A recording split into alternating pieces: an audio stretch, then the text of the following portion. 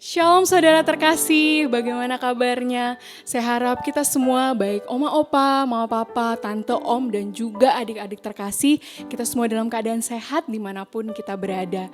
Sungguh sukacita yang luar biasa kita rasakan pada saat ini karena Tuhan kita, Yesus Kristus telah bangkit. Puji dan syukur yang luar biasa juga patut kita panjatkan karena oleh kebangkitannya kita beroleh kehidupan. Mari dengan tubuh serta jiwa kita datang menyembah Dia yang hidup.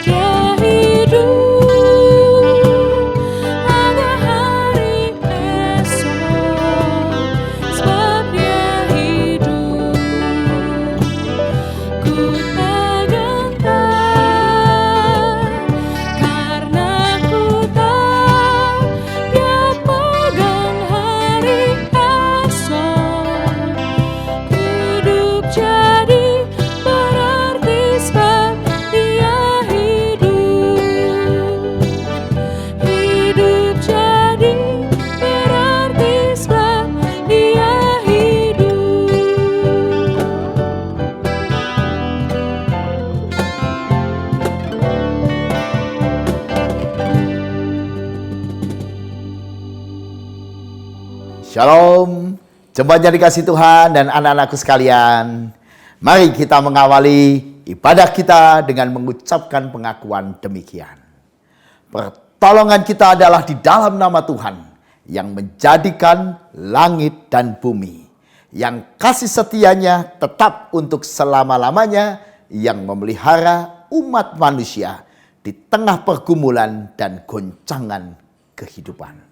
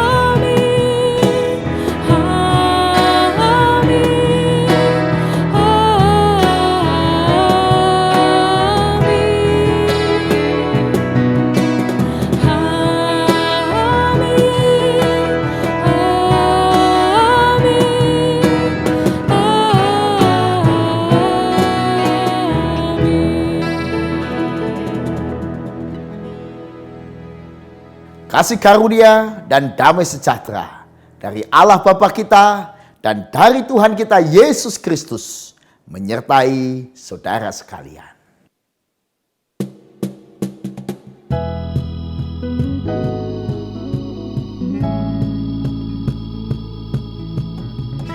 Kubur telah kosong, kematian dikalahkannya.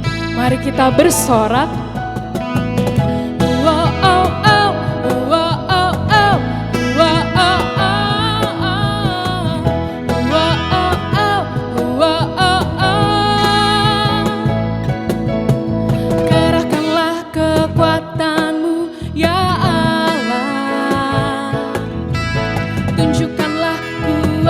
kuasa-Mu ya Tuhan.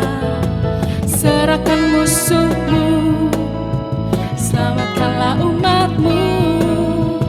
Allah dahsyat di tempat kudus-Nya. Allah bangkit, bersoraklah. Allah bangkit, bernyanyilah.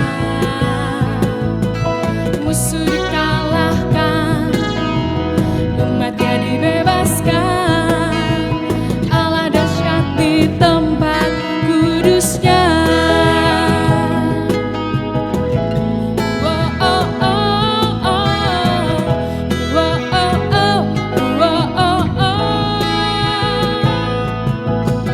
Kerahkanlah kekuatan-Mu ya Allah.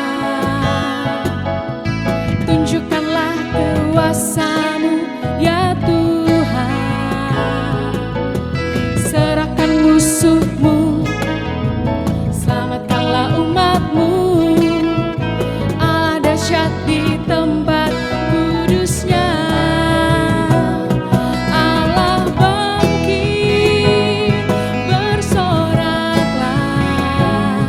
Allah bangkit, bernyanyilah.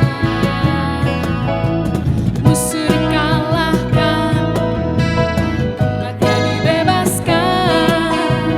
Allah dahsyat di tempat kudus-Nya. Allah bangkit, bersoraklah. Allah bangkit, bernyanyilah.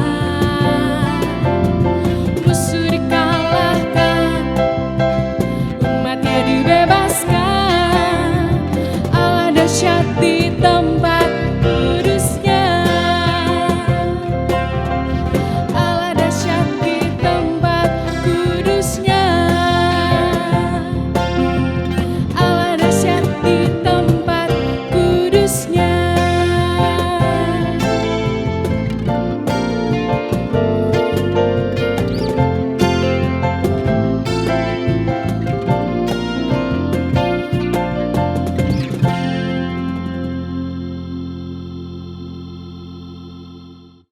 Sekarang saya mau mengajak adik-adik sekolah minggu, remaja, dan juga pemuda-pemudi yang terkasih. Yuk kita bernyanyi bersama, kita ucapkan syukur atas berkat dari Tuhan yang selalu ada di sepanjang hidup kita.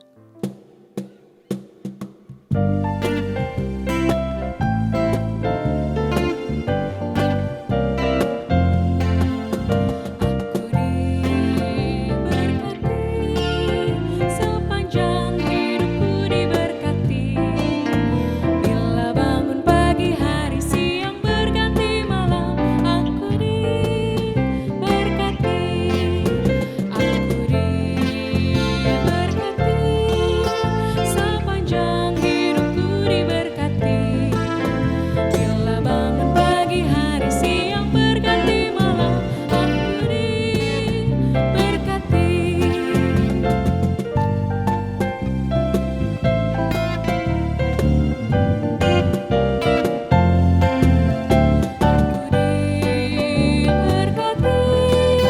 Sepanjang hidupku diberkati. Bila bangun pagi hari siang berganti malam, aku diberkati.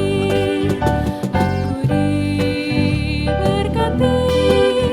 Sepanjang hidupku diberkati. Bila bangun pagi hari siang berganti malam, aku diberkati. Aku diberkati. Aku diberkati.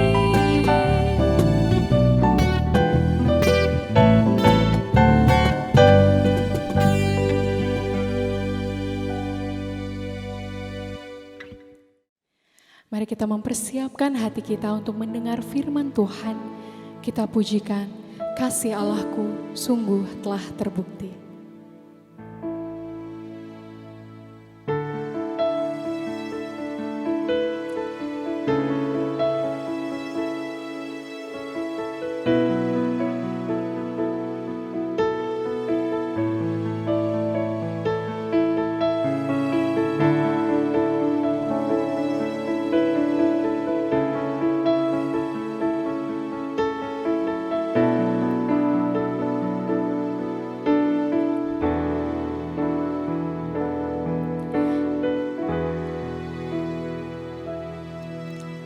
Kasih Allahku sungguh telah terbukti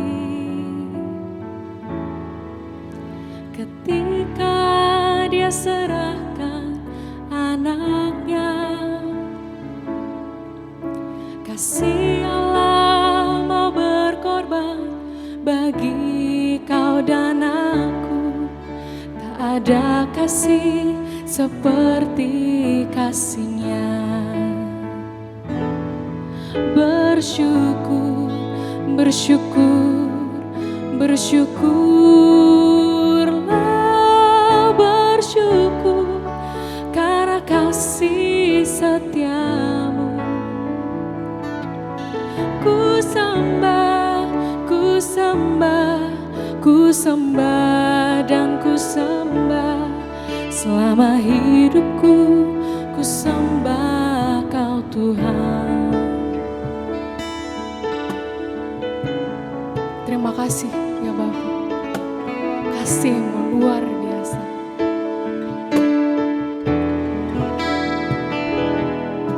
Kasih Allahku sungguh telah terbukti ketika Dia serahkan anaknya. Kasih Allah mau berkorban bagi kau dan aku. Tak ada kasih seperti kasih-Nya. Bersyukur, bersyukur, bersyukurlah, bersyukur karena kasih setia-Nya. Ku sembah, ku sembah, ku sembah dan ku sembah. Selama hidupku ku sembah Kau Tuhan. Bersyukur, bersyukur, bersyukurlah, bersyukur karena kasih setia-Mu. Ku sembah, ku sembah, ku sembah dan ku sembah. Selama hidupku ku sembah Kau Tuhan. Selama hidupku ku sembah Kau Tuhan. Selama hidupku ku sembah Kau Tuhan.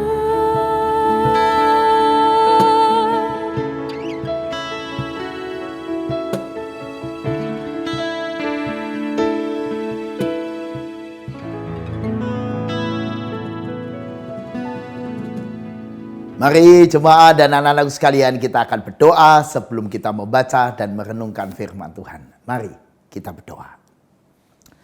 Ya Tuhan, kami bersyukur boleh dipersekutukan melalui ibadah ini. Biarlah melalui ibadah ini kami makin menikmati indahnya persekutuan bersama Tuhan dan dengan sesama. Karena itu kami ingin mengaku segala dosa dan kesalahan kami. Ampunilah ya Tuhan. Kuduskanlah kami dengan pengampunan Tuhan.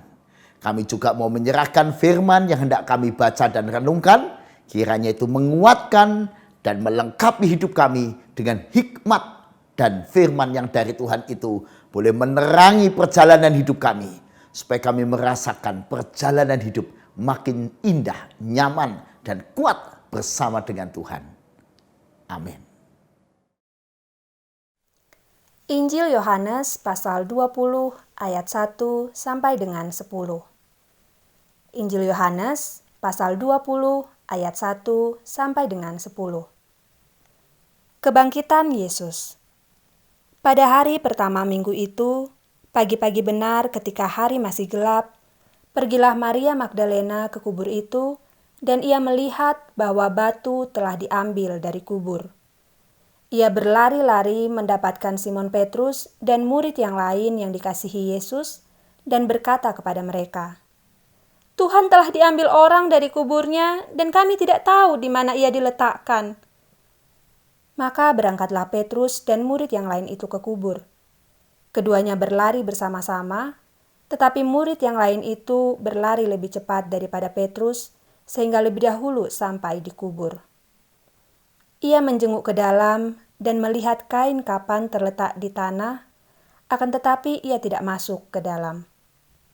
Maka datanglah Simon Petrus juga menyusul dia dan masuk ke dalam kubur itu.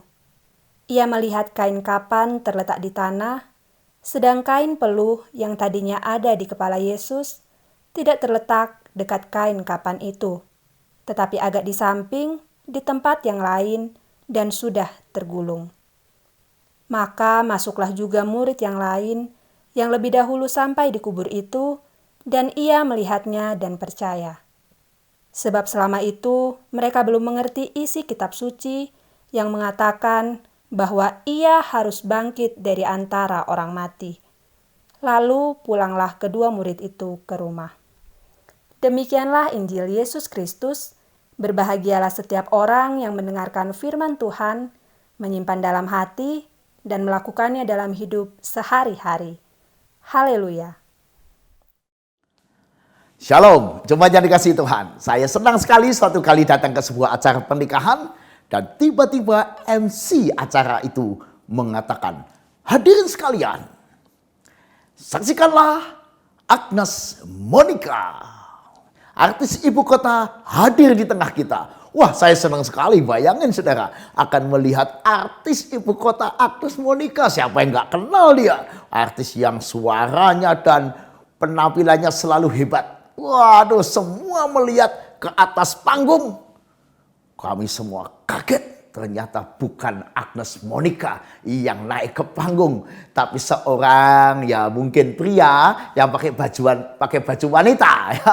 Jadi dengan pakaian seksi, wah dia menari-nari, bergaya seperti Agnes Monica. Dia lip sync mengikuti lagunya Agnes Monica. Waduh, kami semua tertawa tapi juga dalam hati jengkel ya. Karena inginnya melihat Agnes Monica, yang dilihat malah seorang cowok pakai pakaian wanita dan melenggak-lenggok. Wah, ya lucu, tetapi bukan itu yang kita inginkan. Kami ingin melihat Agnes Monica seperti yang dikatakan MC. Artinya saudara, yang paling ditunggu-tunggu orang, yang paling penting dari pengumuman tadi, tidak berhasil kami dapatkan. Kecewa. Nah, sudah dikasih Tuhan. Nadiem Makarim, seorang yang kita kenal sebagai Menteri Muda Indonesia yang energetik, ya, Menteri Pendidikan dan Kebudayaan Indonesia saat ini, mengatakan demikian. Kita memasuki era di mana gelar tidak menjamin kompetensi. Lulusan tidak menjamin kesiapan berkarya dan bekerja.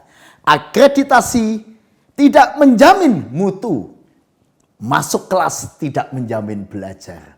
Waduh, ini kata-kata Pak Menteri ini menggoncangkan kita ya. Bayangin, gelar tidak menjamin kompetensi. Lulusan tidak menjamin kesiapan bekerja dan berkarya. Masuk kelas tidak menjamin belajar. Jadi apa yang paling penting justru tidak didapat. Seperti pengumuman NSIP tadi. Hadir di tengah kita Agnes Monica, yang muncul malah orang yang beda, yang waduh kecewa ya.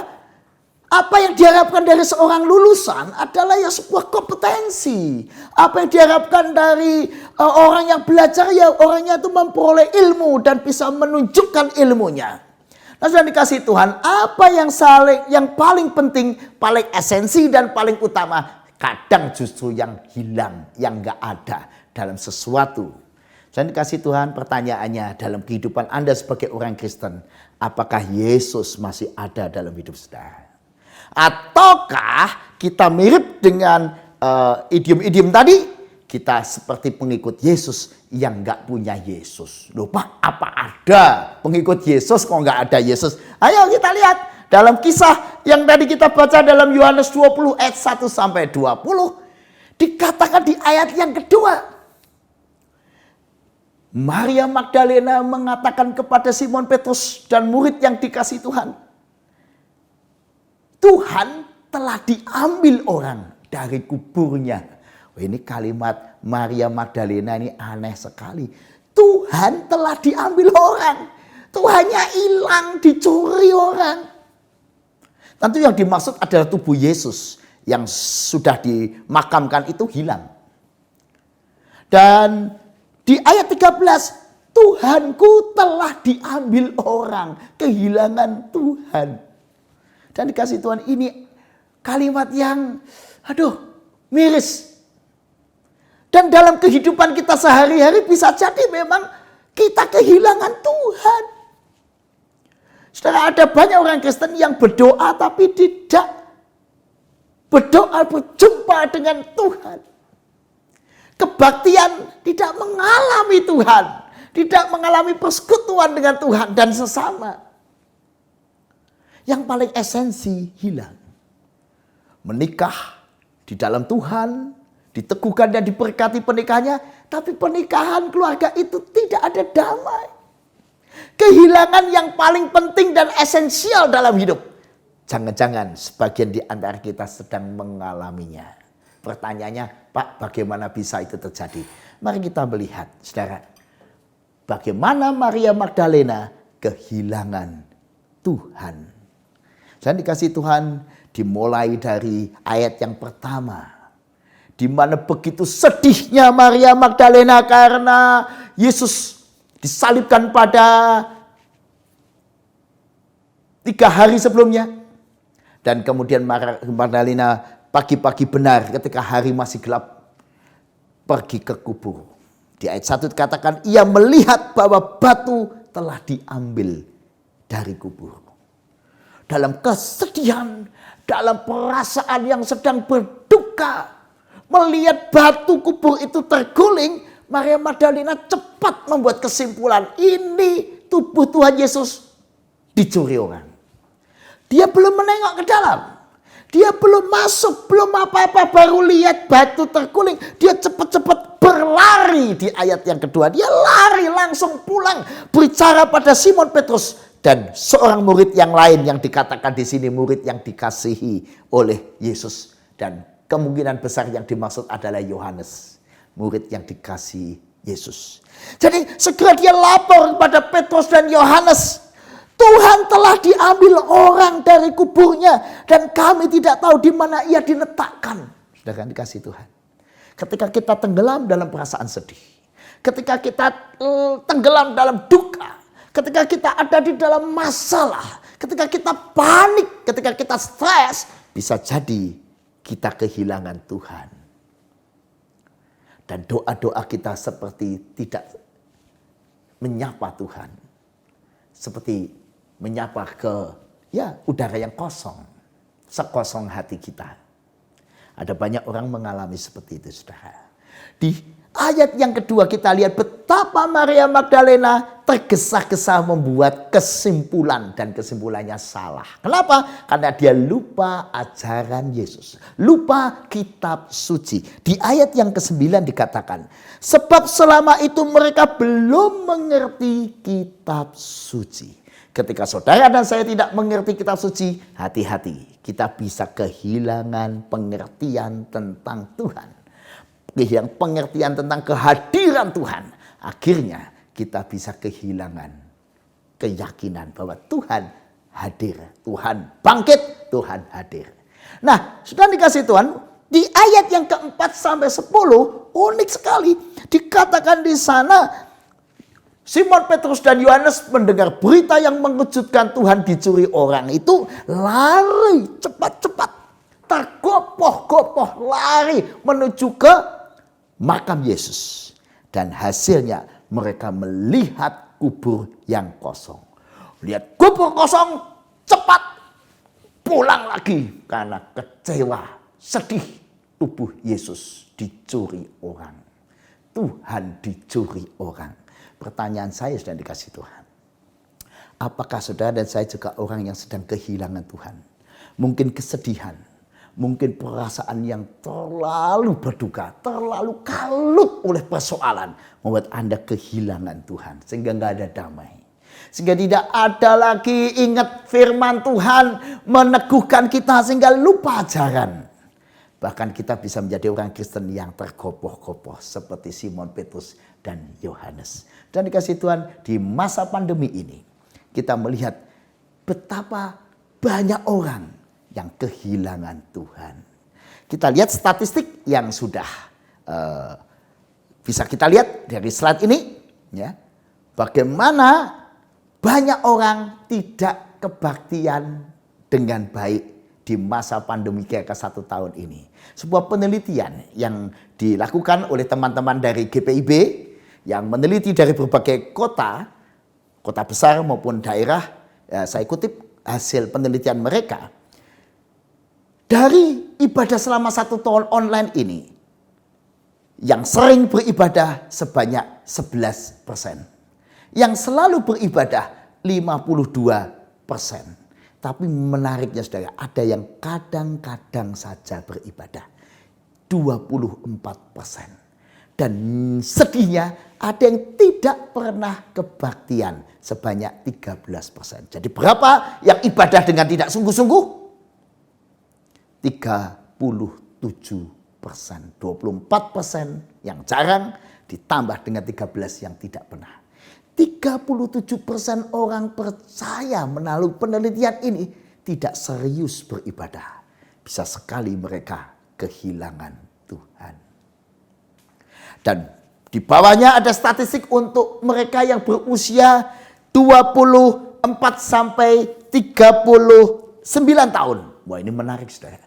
Usia 24, 39, usia produktif ini berapa yang kehilangan Tuhan dalam tanda petik tidak serius. Kehilangan semangat beriman. Ternyata saudara, 31% jarang ibadah. Dan 16% tidak pernah lagi ibadah dalam setahun ini. Jadi totalnya berapa yang gak serius beribadah? 47%. Hampir 50%. Saudara. 47% orang Kristen menurut penelitian ini tidak sungguh-sungguh beribadah. Kehilangan Tuhan. Oh, sudah dikasih Tuhan. Dan banyak generasi milenial yang kehilangan Tuhan di masa pandemi ini. Saya ingin kembali kepada pergumulan kita tadi melihat Petrus dan Yohanes yang tergopoh-gopoh. Ya. Mendengar berita dari Maria Magdalena bahwa Tuhan dicuri orang, mereka cepat lari. Wah, lari. Wah, saya bayangkan ya kalau saya suruh lari seperti itu ya. Tergopoh-gopoh saudara ya. Wah, napasnya bisa tersengal-sengal. Dan sampai di sana, di dalam kubur itu, mereka hanya melihat bekas-bekas kain kafan, kain peluh, suasana makam yang kosong dan seram. Kalau itu disaksikan saudara, bukan kesaksian yang indah ya, karena ruangan yang kosong. Dan mereka tergopoh-gopoh, maka mereka juga tidak membuat banyak langsung melihat itu kosong. Mereka langsung pulang ke rumah.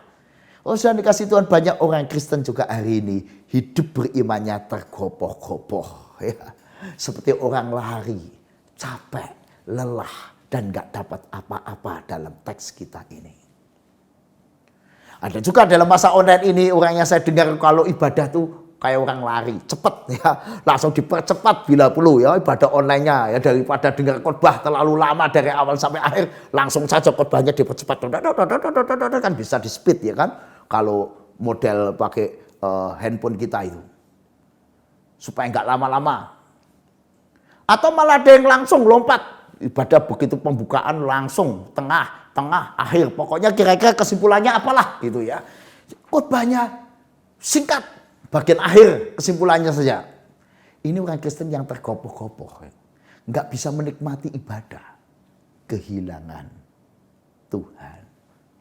Hati-hati saudara, ada banyak orang yang kehidupan berimannya seperti orang lari tergopoh-gopoh dan hanya menemukan bekas-bekas kain peluh, kain kafan, bukan kekristenan yang menemukan Tuhan. Pertanyaan saya, apakah Anda mengalami kehidupan beriman yang seperti itu? Mungkin sekali, karena kesedihan.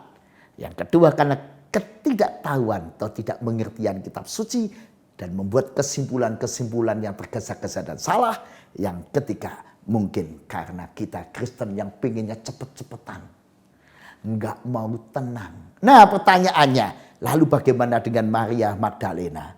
Menarik saudara, kemudian Maria Magdalena di ayat 11 sampai 20, Maria Magdalena memilih tidak langsung pulang. Ya, kalau Simon dan Yohanes langsung pulang rumah dan tidak menemukan Yesus. Maria Magdalena menangis di makam itu. Lalu dia masuk ke dalam kubur Yesus. Karena kan kuburnya seperti gua. Dia masuk di tempat yang kosong itu. Yang membuat dia sedih. Karena tubuh Yesus tidak ada.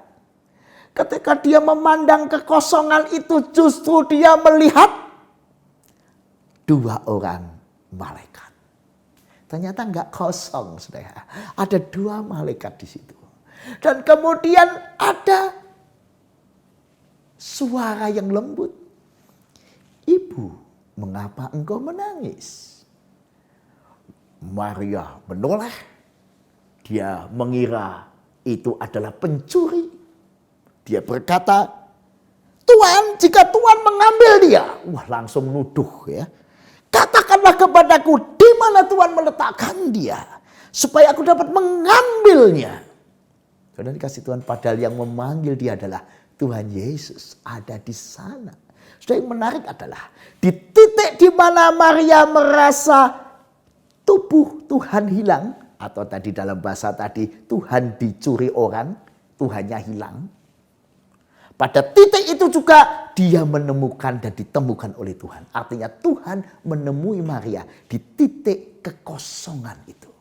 Di makam yang kosong, gelap, mengerikan itulah Yesus ada di sana. Setelah dikasih Tuhan, saya tidak tahu di mana Anda merasa kosong dan tidak berjumpa dengan Tuhan.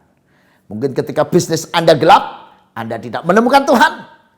Jangan tergopoh-gopoh, jangan panik.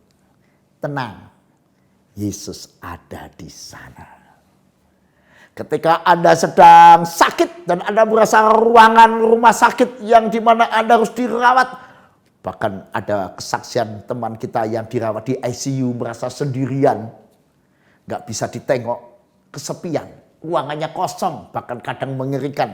Kalau ruangan ICU kan ada suara-suara alat-alat itu kan mengerikan. Dik, dik, dik, dik, dik, dik, dik. Waduh, deg-degan spot. Ya, jantung juga itu, apalagi kalau mendengar keluhan erangan sakit tetangga di ICU. Wah, tapi Tuhan ada di sana.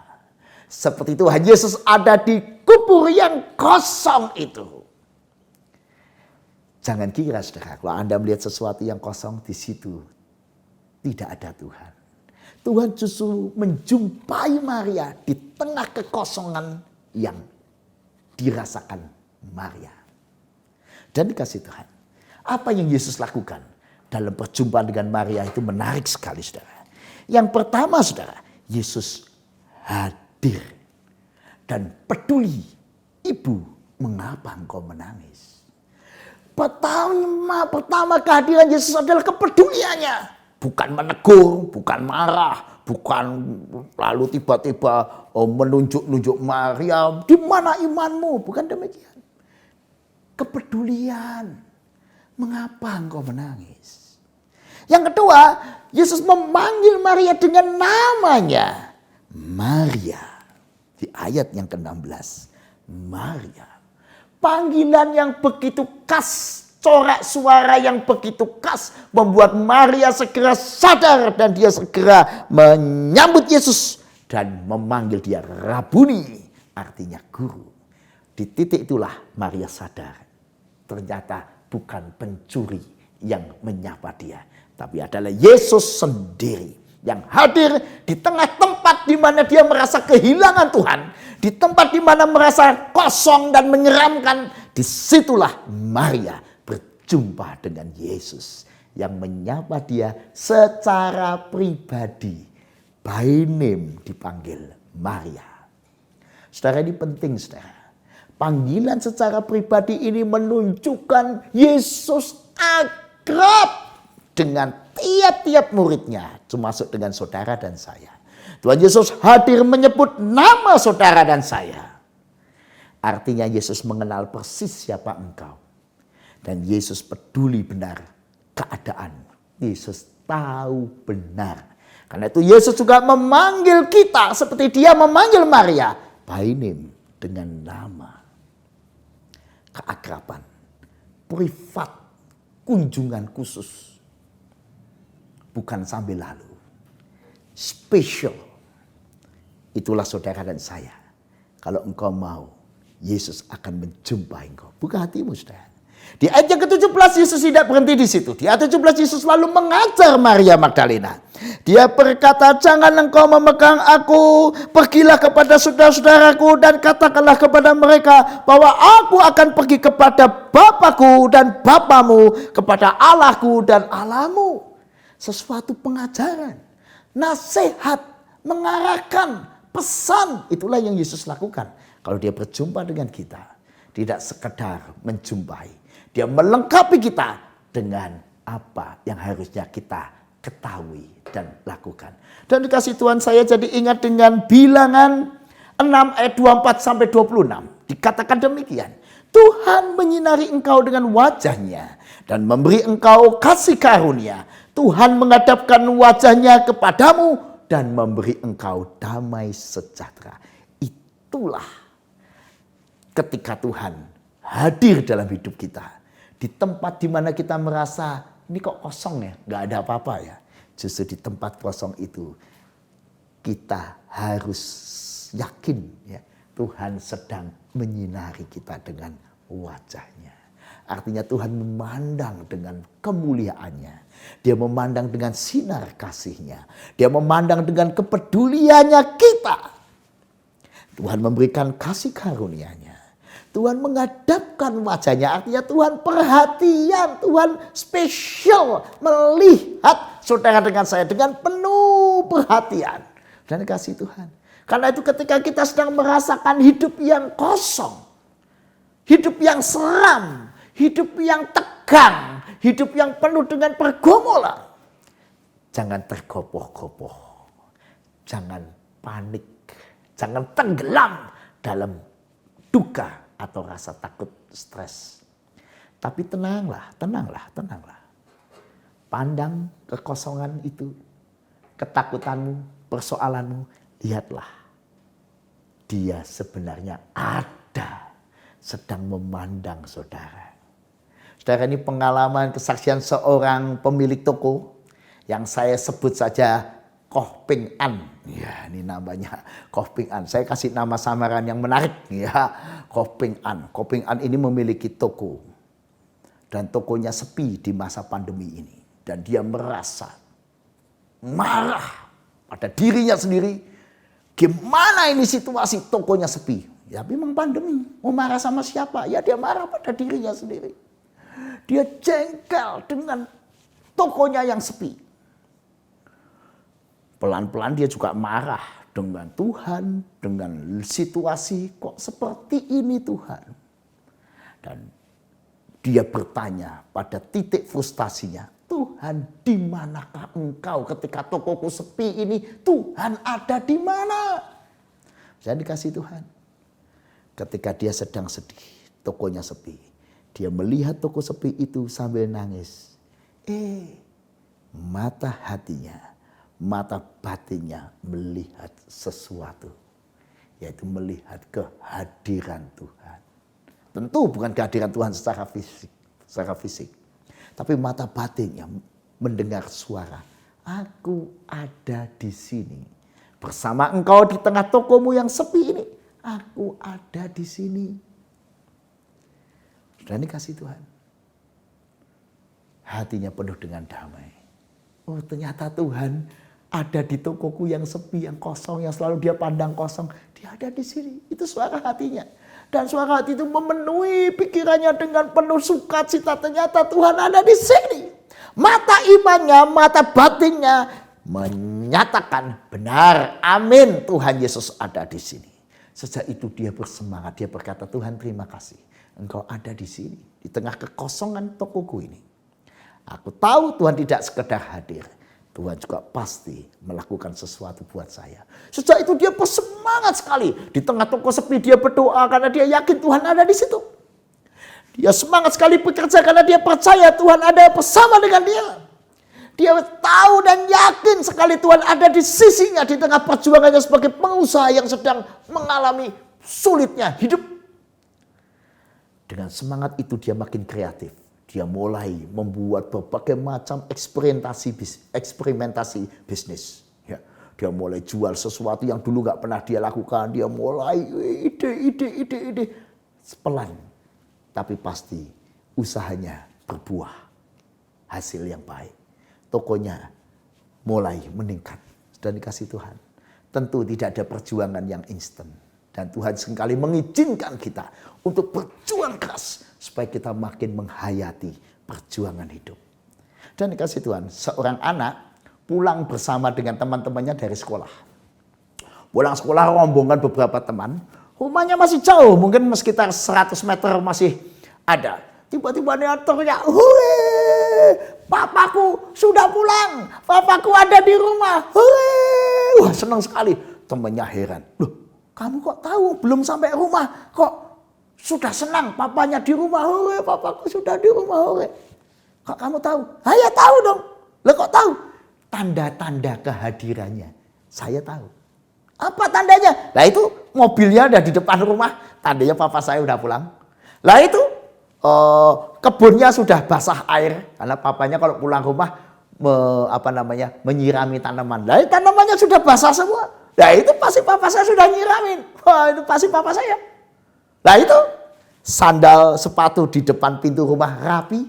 Ya itu kebiasaan papa saya. Kalau dia pulang, parkir mobil, bersih-bersih kebun, sirami kebun, merapikan sandal sepatu di depan rumah. Itu tanda ayah saya sudah pulang. Wah, dia senang sekali. Sudah dikasih Tuhan, berbahagialah saudara. Kalau saudara juga melihat tanda-tanda kehadiran Tuhan dalam hidup saudara. Yaitu buah karya kehadirannya. Memang kita secara mata fisik kita tidak melihat kehadiran Tuhan.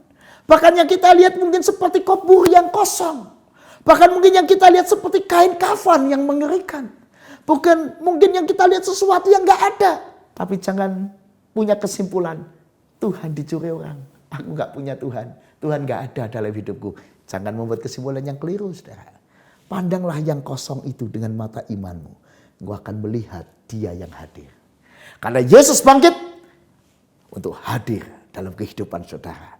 Dan menjumpai saudara secara penuh perhatian. Secara privat dia memanggil nama saudara dengan saya. By name. Namamu diingat Tuhan Yesus. Dipanggilnya kita setiap saat. Karena kita anak-anaknya yang terkasih. Karena itu bersyukurlah, bersemangatlah, kuatlah, tegarlah menghadapi hidup.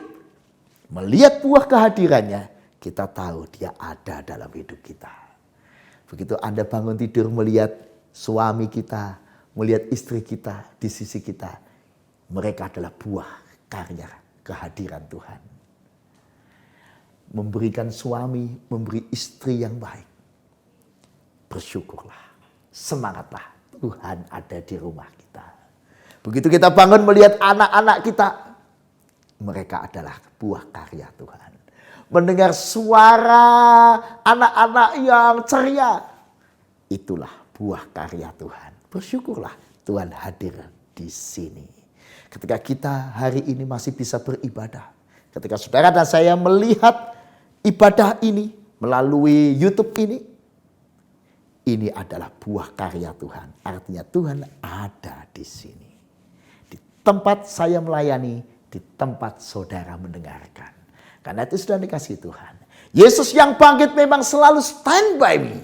Selalu ada di sisi kita. Selalu berjalan bersama kita. Menghadapi hari-hari kehidupan kita. Pertanyaannya, maukah Anda membuka mata batin Anda, membuka mata imanmu, melihat kehadiran Dia yang bangkit. Dan jangan lagi kehilangan Tuhan.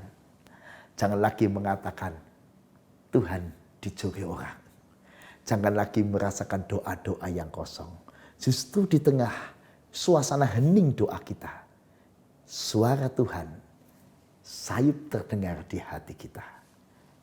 Mengapa engkau menangis? Mengapa engkau takut? Dia ada, dia peduli, dia hadir, dia mengajar. Mari kita jalani kehidupan kita bersama Tuhan, karena dia tidak pernah tidak, selalu mengiringi hidup saudara dan saya. Amin. Mari kita hayati renungan ini dengan mengingat satu lagu. Lengan kekal memimpinlah. Dalam saat doa, berdoalah. Jangan lagi doa tanpa Yesus. Jangan lagi ibadah kehilangan Yesus. Melalui ibadahmu di rumahmu, buka mata imanmu. Yesus sedang ada di tengah keluarga saudara. Lengan kekal memimpinlah, ku jalan terus tenang senang,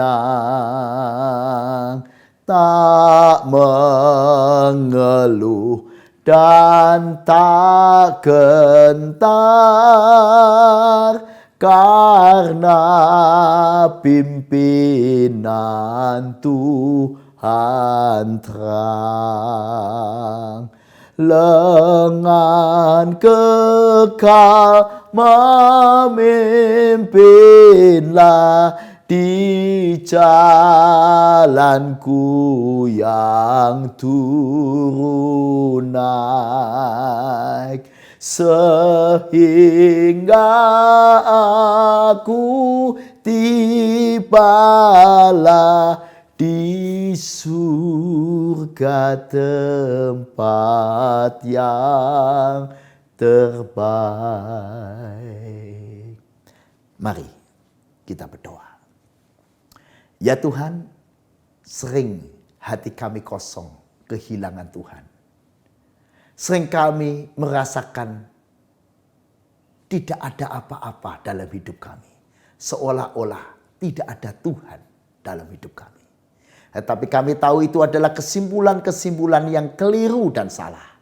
Karena sesungguhnya di tengah kekosongan hidup kami, di tengah ketakutan dan kepanikan kami, di tengah situasi hidup kami apapun, Tuhan ada hadir di sana. Terima kasih ya Tuhan, karena Tuhan melampaui yang dapat kami pikirkan.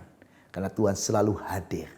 Dan ternyata Tuhan selalu menjadi kawan perjalanan kami menghadapi suka duka kehidupan. Di dalam tangan-Mu Tuhan, kami serahkan semua pergumulan hidup kami. Biarlah kasih karunia Tuhan melingkupi perjuangan hidup kami selanjutnya. Terpujilah Engkau yang bangkit, ya Yesus. Amin. Mari jemaat Tuhan, kita sambut pemberitaan firman Tuhan dengan kita bersama-sama mengungkapkan pengakuan iman Rasul kita dengan menyanyikan dari Kidung Jemaat 280. Aku percaya.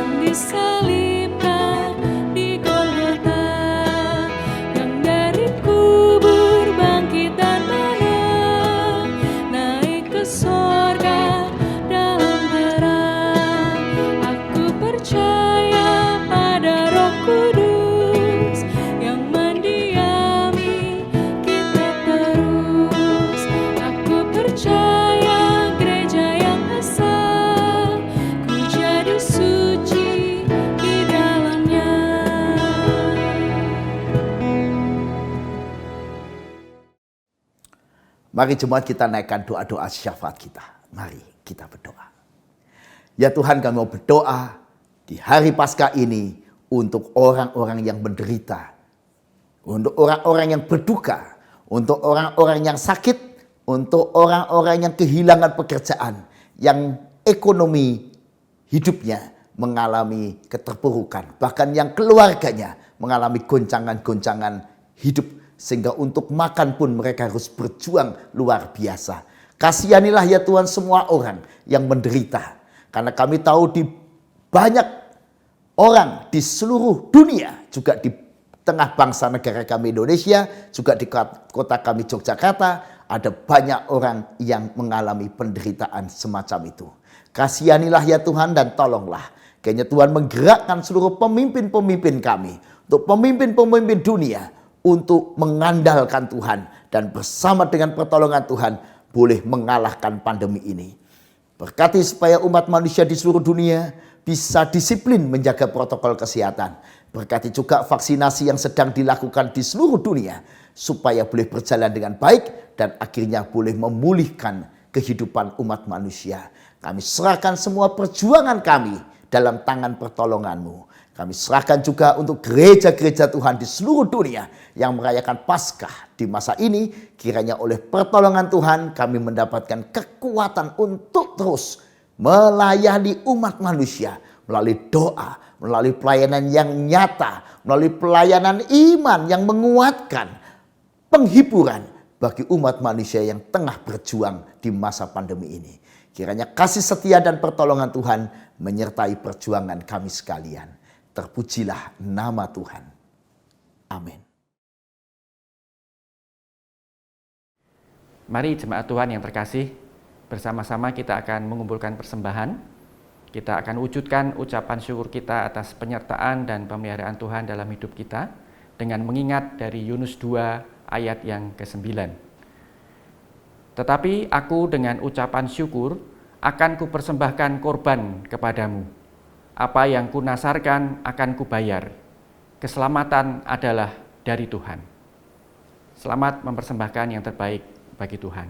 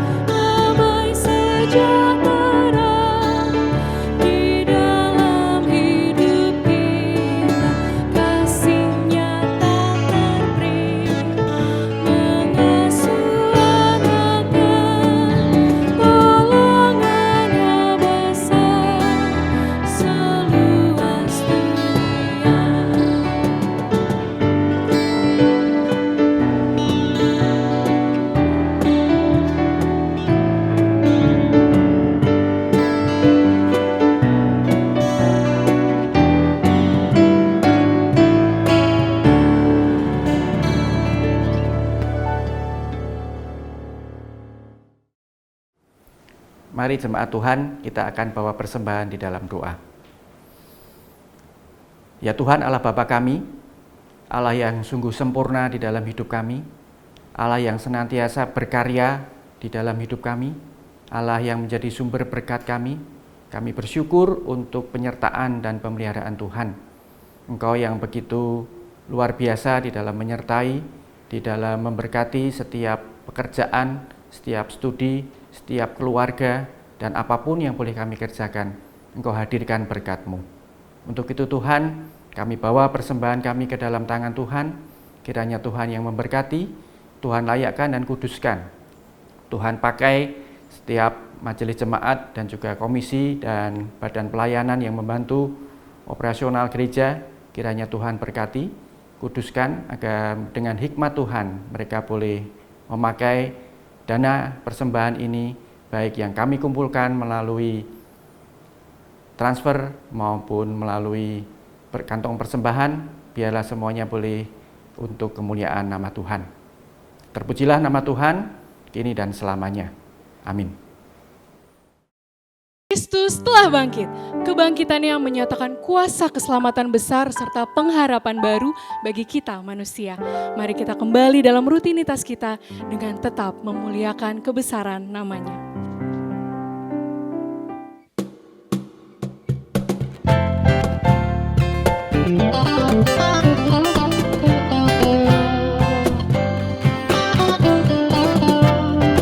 Kristus bangkit, soraklah haleluya.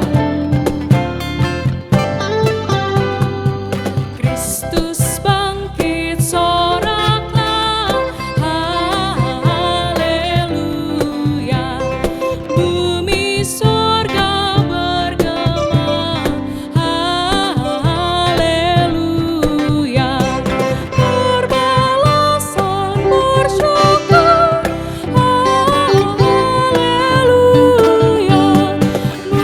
Muliakan Tuhanmu haleluya.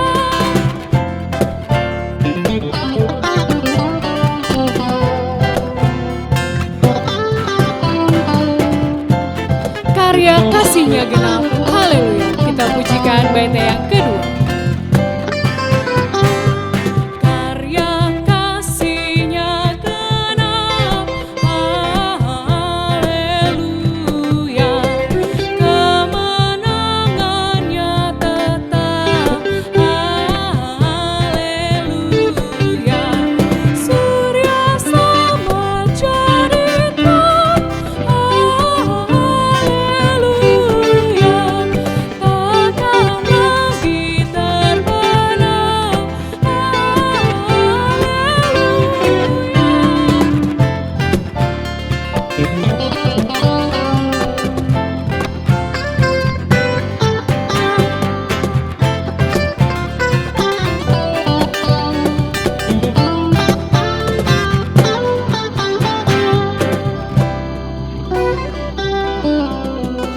Mari jemaat, dengan keyakinan bahwa Tuhan berjalan bersama kita. Mari kita jalani hari-hari kita ke depan dalam kekuatan Tuhan. Dan terimalah berkat Tuhan.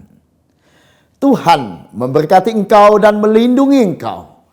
Tuhan menyinari engkau dengan wajah-Nya dan memberi engkau kasih karunia. Tuhan menghadapkan wajah-Nya kepadamu dan memberi engkau damai sejahtera. Amin.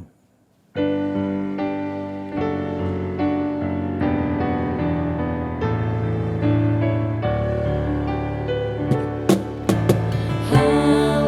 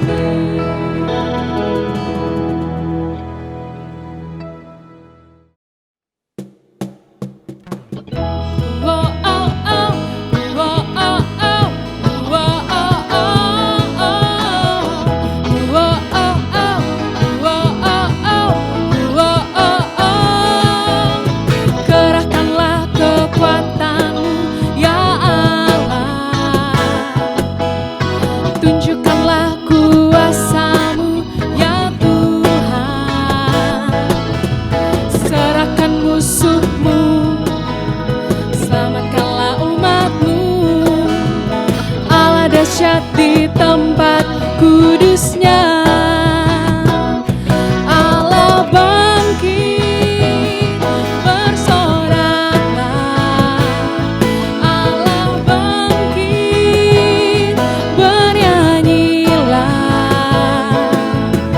Musuh dikalahkan, umatnya dibebaskan. Allah dahsyat di tempat kudusnya.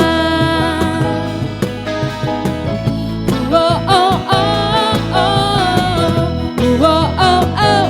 Oh, oh, oh. Oh, oh, oh. Kerahkanlah kekuatanmu, ya Allah. Tunjukkanlah kuasamu, ya Tuhan. Serahkan musuhmu, selamatkanlah umatmu. Allah dahsyat di tempat